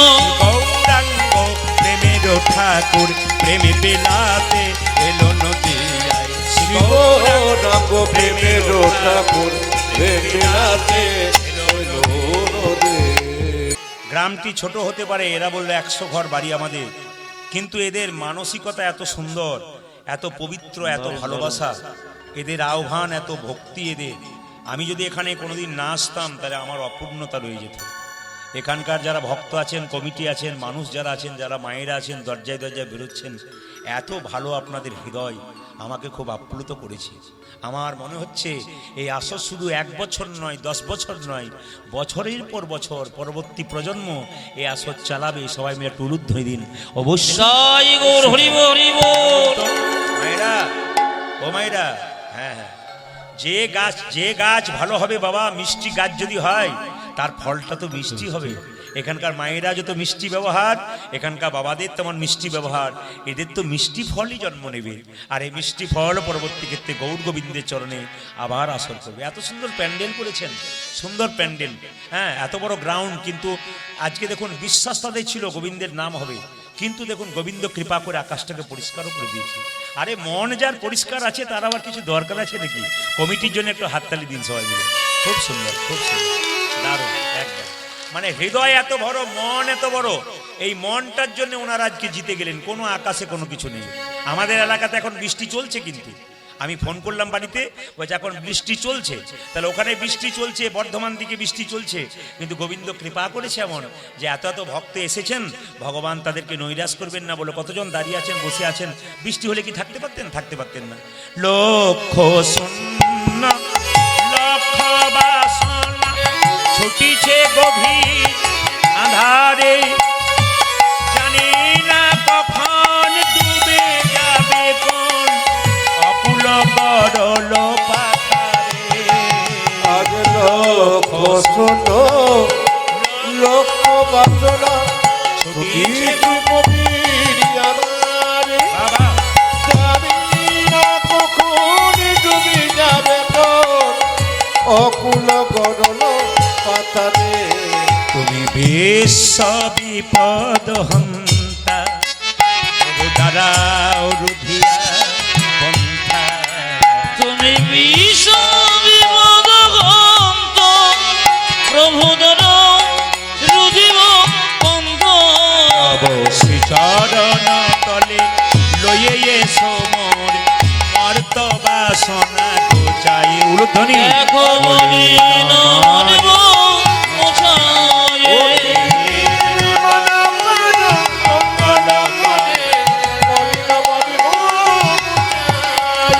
নির্মল কর মঙ্গল করে মলিন মার্গ মোছায়ে। দেখো নির্মল কর মঙ্গল করে মলিন মরিব আচ্ছা মায়েরা, মোছায়ে। কিছু মনে করবেন না। ভগবান বলল আমি তোদের বাবা, বিশ্বপিতা। ভগবান বলছে তুই যে আমাকে বাবা বললি, আমি কি করে বাবা হলাম? আচ্ছা ধরুন আপনাদের সামনেই তো গঙ্গা, না কি বলছেন? যেরকম হানা না, তা ধরুন গঙ্গার পাড় দিয়ে যাচ্ছেন, কোন একটা ছেলে গঙ্গা জলে পড়ে গেল, আপনি কি বলবেন? ও গো কার ছেলে গো, কার ছেলে গো, জলে পড়ে গেল, জলে পড়ে গো। কিন্তু সেই ছেলে যদি অন্য কারণ হয়, আপনার হয়, আপনি কাউকে ডাকবেন? জোরে বলুন। আপনি ডাকবার আগে নিজেই ঝাঁপিয়ে পড়বেন ছেলেকে বাঁচার জন্য। হে প্রভু, আমি অন্ধকার মায়ার সাগরে আমার আমার করে শুধু ডুবে মরলাম, আমাকে এই সাগর থেকে তুমি রক্ষা করো। মায়েরা, যদি কেউ বড় বাড়ি করায়, জিজ্ঞেস করায় বাড়িটা কার, গর্ব করে বলে বাড়ি আমার। স্ত্রী কার? আমার। পুত্র কার? আমার। কন্যা কার? আমার। গাড়িটা কার? বলে আমার। কেউ কোনোদিন বলে না হে গোবিন্দ তোমার। শুধু আমার আমার করে মরলাম, এখান থেকে উদ্ধার করো। ভগবান বলছে তুই যে বললি যে আমি বাবা, তা আমি কোথায় থাকি তুই জানিস? ভক্ত বলছে প্রভু আগে জানতাম না, কীর্তন শুনে শুনে জানতে পারলাম তুমি কোথায় নেই। আকাশে বাতাসে চন্দ্রে সূর্যে তারাই তুমি সব জায়গাতে আছো, কোন জায়গাতে তুমি নেই বল? আমি কোথায় আছি? আছো অনলয় নীলে চিরনভ নীলে উদার সলিলে গহনে আছো বিতপিলতায় জলদের গাই শশিতার গাই তপনি অছয়ন অনিলে চিরন ভরিলে উদার সলিলে গহনে আছো বিতপিলতায় জলদের গাই শশিতার গাই তপনি। আরেকবার বল। ভক্ত বলছে, ভগবান বলছে আরেকবার বল কোথায় আছি? আছো অনলয় নীলে চিরনভ নীলে উদার সলিলে গহনে আছো বিতপিলতায় জলদের গাই শশিতার গাই তপনি অচয়নলয় নীলে চিরনভ উদর সলিলে গগনে বাবা আছো বিতপিলতায় জলদের গাই শশিতার গাই তপনি। তাহলে তুই দেখ, তুই যদি জানিস আমি এত জায়গায় আছি, দেখতে পাস না কেন? কি করে দেখবো? আমি নয়নে বসি আধারে মরি গো কাঁদি। আমি নয়নে বসাদিও বসিয়া ধরে মরিব কাঁদিও। এই যা দেখলাম আপনাদের চোখগুলো, তাতে মনে হচ্ছে আপনাদের চোখের দোষ আছে। প্রশ্ন করবেন আপনি কি চোখের ডাক্তার? না না, এই চোখের দোষ শুধু আপনার নয়, আমাদেরও, পৃথিবীর প্রায় মানুষের আছে। চোখের দোষটা কি বলুন তো? চোখের মধ্যে সবাই একটা করে কাপড় বেঁধেছেন। এই কাপড়টা দেখতে পান না কেন? কাপড়টার নাম মায়ার কাপড়। এই মায়ার জন্যে ভগবানকে দেখতে পায় না। কে বললেন? রামকৃষ্ণ ঠাকুরের বাণী বলছে মায়ার জন্যে ভগবানকে দেখতে পায় না। কেমন? আমি যে গাড়িটাতে এসেছি সেটা কালো কাঁচ আছে, ভেতরে আমি থাকি, বাইরের লোক দেখতে পায় না, কাঁচটা সরালেই দেখা দেখি হয়। এখন তারে বাইরের লোক ভেতরের লোককে দেখতে পায়, ভেতরের লোক বাইরের লোককে দেখতে পায় না। কালো কাঁচটা হচ্ছে মায়া, ওটা সরালেই দেখা দেখি হয়। ভগবান কোথায় থাকে? কালো কাঁচের ভেতরে থাকেন, তিনি আমাদের দেখছেন, আমরা তাদের দেখতে পাচ্ছি না। যদি মায়া নামক কাঁচটাকে সরাই আমরা দেখতে পাবো। আর মায়া কাকে বলে? বলছে রাম লক্ষ্মণ এবং ভরত তিনজন বনে যাচ্ছে, আগে যাচ্ছে রাম, মাঝে যাচ্ছে লক্ষ্মণ, মাঝে যাচ্ছে সীতা, পেছনে যাচ্ছে লক্ষ্মণ। বারবার চেষ্টা করছে রাম দেখবো রাম দেখবো, কিন্তু দেখতে পাচ্ছে না কেন? মাঝখানে সীতা নামক মায়াটা আছে বলে। আর মায়া কাকে বলে? আপনার এখানে আছে কিনা জানি না, আমি বীরভূম থেকে আসছি, বীরভূমে কিন্তু আমাদের পুকুর আছে, প্রচুর পানা আছে। মায়েরা যখন পুকুরে বাসন ধুতে যায়, পানাগুলো সরিয়ে দেয়, আবার আসে, আবার সরিয়ে দেয়। একজন বলছে পানা ঠেলাঠেলি করছো কেন? বলে কেন? একটা বাঁশের বেড়া দিয়ে দাও, দেখবে আর পানা আসবে না। মায়েরা, সংসার রূপ পুকুরে মায়া নামক পানাকে আটকাতে গেলে কেউ যদি ভক্তির বাঁশের বেড়া দিয়ে দেয়, তবে তার আর মায়া আসবে না। কার কথা? রামকৃষ্ণ দেবের কথা। আমি নয়নে বসে আধারে মরিব কাঁদিয়া। ওই আমি নয়নে বসন মারিয়া বসিয়া বারে মরিব কাঁদিয়া। আমি দেখি নাই কিছু, বুঝি নাই কিছু, দাও হে দেখায়ে। উলধ্বনি উলধ্বনি। দেখো মলিন মরিব প্রেম সে বসায়ে। নির্মল পদ মঙ্গল ফলে মলিন মরিব মুছায়ে। নির্মল কর মঙ্গল করে মলিন মার মুছায়ে। তুমি